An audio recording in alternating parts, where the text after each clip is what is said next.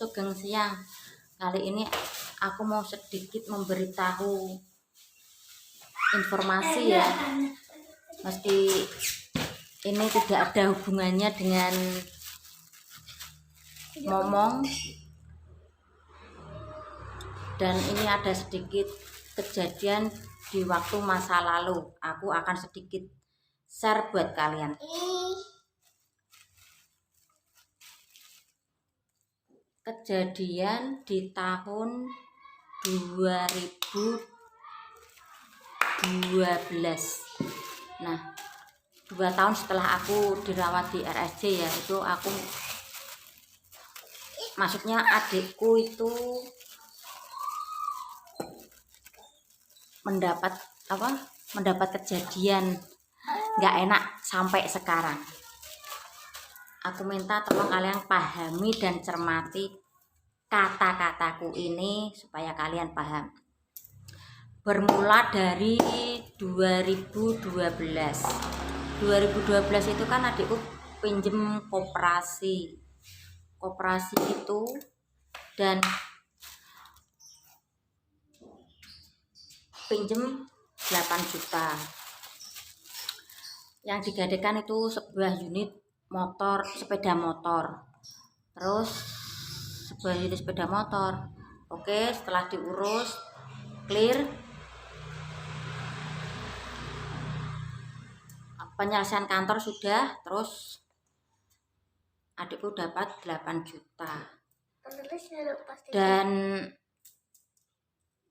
sedihnya lagi, dalam perjalanan menuju ke tempat kuliahnya, tas itu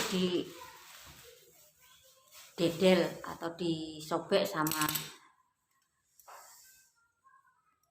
preman lah, mungkin lah, atau sejenisnya, copet lah, saya juga kurang tahu. Itu gagal mendapat pinjam, nggak dapat uang itu 8 juta. Oke, dah. Kemudian sama adikku ya, meski nggak dapat uang 8 juta, hilang di tengah jalan, diangsur 2 kali. Oke, sudah 2 kali. Selanjutnya adikku itu ya di PHK kerja lah. Di PHK kerja, terus otomatis nggak bisa mengangsur. Oke lah, ada debt collector datang ke rumah. Minta motor yang dijaminkan. Oke, sama adikku diberikan dan dikasih. Salahnya lagi, waktu pengambilan itu adikku tidak minta kwitansi bukti pengambilan. Nah, mungkin pola pikir adikku gini, percaya saja, mungkin utang nggak bisa dibayar, motor diambil, silahkan itu. Oke, dah 2012 sudah berlalu, dan selanjutnya beberapa tahun kemudian, yaitu 2019, bencana datang lagi.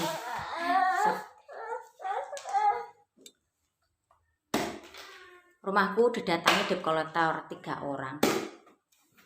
Waktu itu nggak ketemu sama adikku, ketemunya sama aku.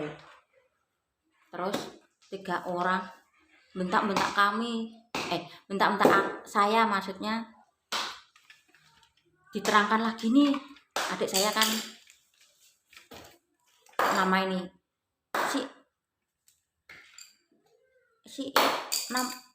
si A ini, adik sampean bilang gini, bla bla bla bla bla bla bla.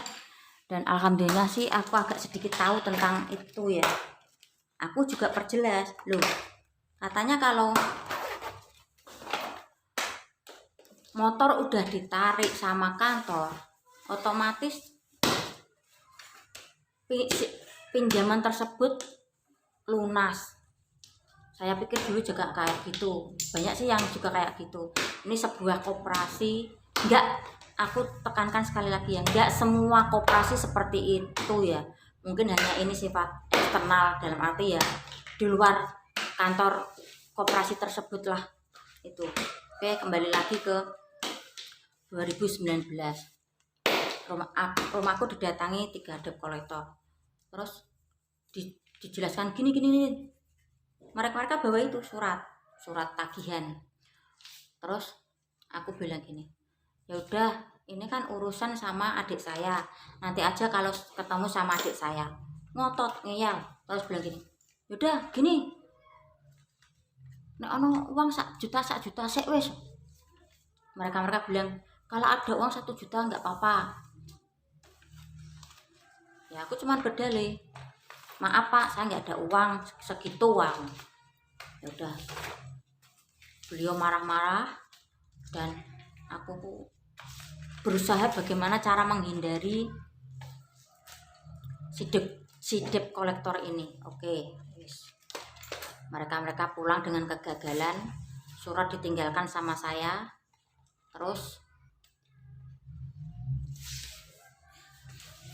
sore adikku pulang, aku kasih tahu, ini dapat surat dari koperasi ini. Oke, udah. Dan adikku juga berpikir, loh kok gini ya, cuman gitu. Ya udah, nanti kita duduk bareng selesaikan bersama, aku bilang kayak gitu. Oke, wes. Habis itu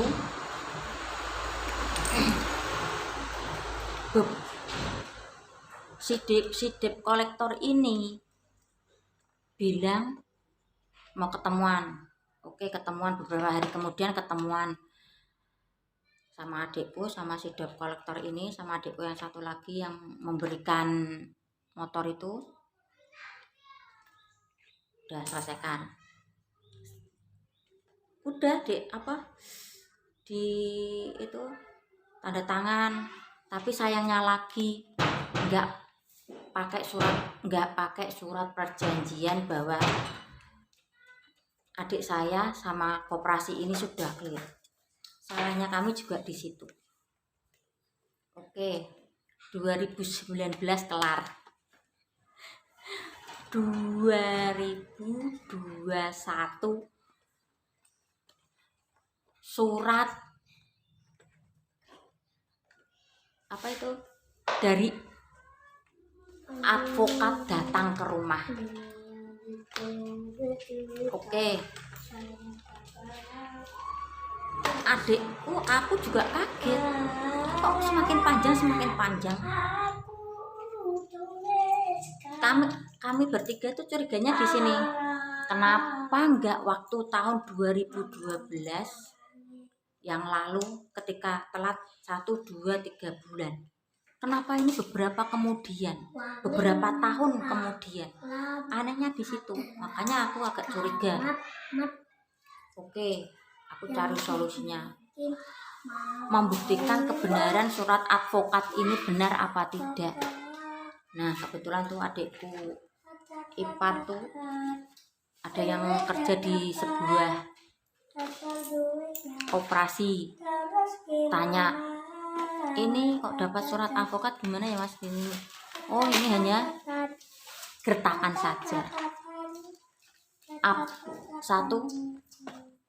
abaikan saja, atau 2, hanya bayar sukarela kalian.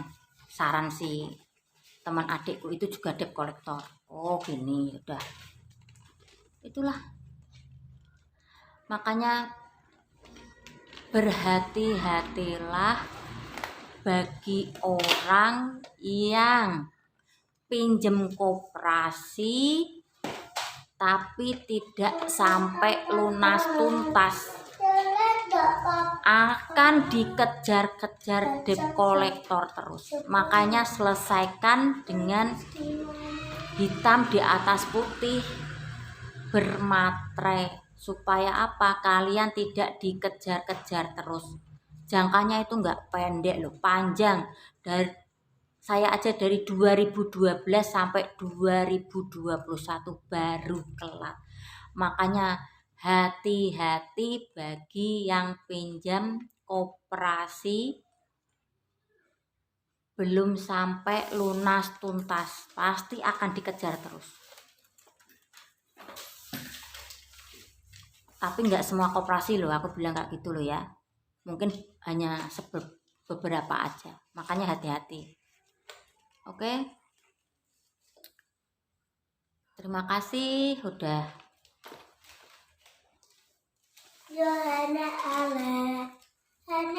melihat videoku ini dengan informasi abaikan debt collector, tapi juga selesaikan dengan hitam di atas putih bermatre, biar tidak dikejar-kejar terus. Oke, sing penting waras. Wassalamualaikum warahmatullahi wabarakatuh.